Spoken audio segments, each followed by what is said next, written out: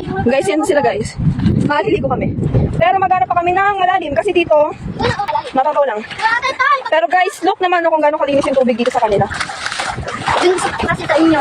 Meron namang malinis doon kasi yung malinis sa ilog doon, kung maliligo ka ay may bayad. Dito, tsagaan lang talaga sa paglalakad at saka maghanap ng malalalim na tubig.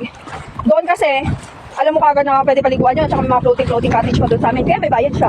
Dito kasi gagawa ng mismong cottage. Makapakipagpag kaya ka? Yeah! Malalim dyan! Saan?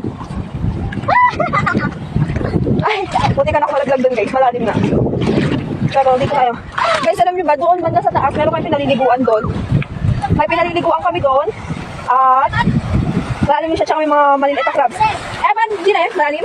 Hindi. Okay na tayo dito! Okay na tayo dito. Magbi-video tayo eh. Ay, nakasis Guys, look. Doon kami sa taas banda. O kaya doon sa tubig. Iwan mo na dyan yung cellphone mo. Guys, ito. Maliligo na kami. Puta. Hey, Evan.